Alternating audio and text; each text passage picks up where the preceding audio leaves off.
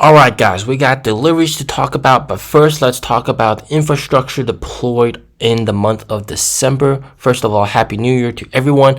Wish 2024 will be a prosperous year to everyone.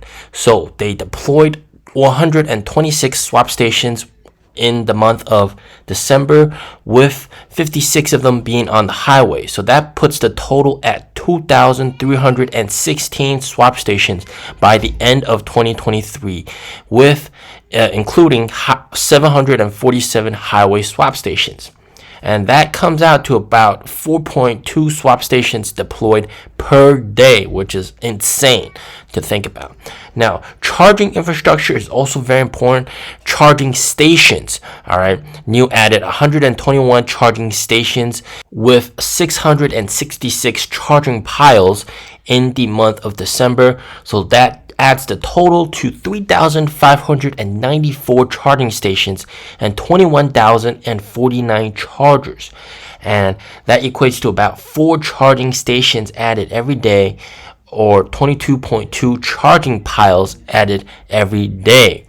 And NIO, of course, announced their plans to increase by 1,000 swap stations and 20,000 charging piles by 2024, by the end of 2024. Now, there's also some really interesting thing happening with charging prices for NIO's power chargers. They've essentially tripled the price, but we'll talk about that later. Let's first talk about deliveries. So in December, NIO delivered 18,012 vehicles, increasing by 13.9% year over year.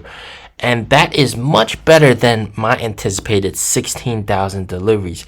And these deliveries, by the way, consisted of 12,048 premium SUVs and 5,964 premium electric sedans. So that means that about 2/3 of all deliveries are SUVs, mainly the ES6, EC6, and then 1/3 of them are the sedans, mainly the ET5T, and then to a lesser amount ET5. So NIO delivered 50,045 vehicles in the fourth quarter, which is a 25% year-over-year increase. For the entire year of 2023, NIO delivered 160,000 vehicles. Not bad, but definitely not up to where NIO was expecting. But this was still a year-over-year increase of 30.7% compared to 2022. And cumulative deliveries reached 449,594 as of December 31st, 2023. Now, the sales of NIOs in Shanghai are just absolutely exploding. Everybody's buying NIOs. It's a rush to buy NIOs, and NIOs definitely sell the best in Shanghai and the surrounding provinces.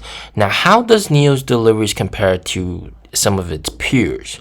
And if you take a look at the chart, it's clearly got a big boost in July and then went down a little bit, but now it's curling back up. So how does it look for competitors? Let's first start off with XOne. So XOne delivered 20,115 vehicles, which is up 78% year over year.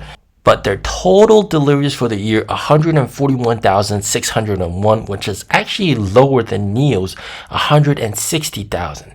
So obviously NIO is doing overall better than XOne in terms of overall deliveries, and NIO's average selling price is much higher than that of XOne.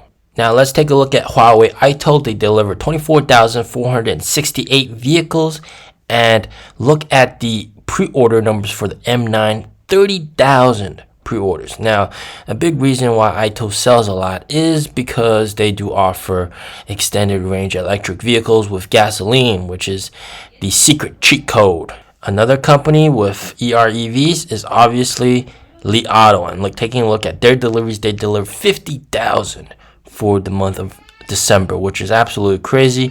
Month over month increase for every single month of the year. Absolutely insane, even though they are selling EREVs, and a lot of you guys say that they shouldn't be placed in the same category, but here in China they are. Unfortunately, they're all classified as new energy vehicle, which I think should not be the case. They gotta shift the policy more to support full EV, full electrification. But after looking at the deliveries for the competitors, then you look at the deliveries for NIO. NIO actually did fairly well, I think. Now, what is going on with the whole entire charging price dilemma? Well, it is reported that at certain chargers, NIO chargers here in China, they're charging as much as 4.43 RMB per kilowatt hour for non-NIO owners, for non-NIO cars. And that is, for instance, about 3 to 4 times higher than the highest price that I've seen. The highest price I see is about 1.7 or maybe 2. That's like considered pretty expensive. And cheap charging would be like maybe 0.7 or even like 0.4 or 0.5 would be considered very cheap. But 4, that is very expensive. NIO is milking money out of these other EV owners, and it's infuriating a lot of other people. And that's because if you want to charge 100 kilowatt hours, it's going to cost you around 440 RMB, which with the distance that you can travel with an EV, it's not that much different from owning a gasoline vehicle. Now, why is NIO jacking up the price of charging? It is, of course, none other than trying to earn as much as they can, and they are permitted to. And the main reason is that, and also because in Q4 they're incurring quite some heavy expenses. For example, the layoffs will probably cost them a couple 100 million RMB because of all the severance payments, and NIO has very good severance payments.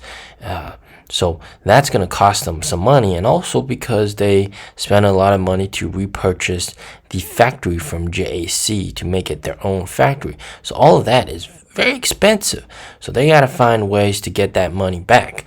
And of course, jacking up the charging prices is one of the ways to do it. And obviously, NIO has the most amount of chargers for a EV company.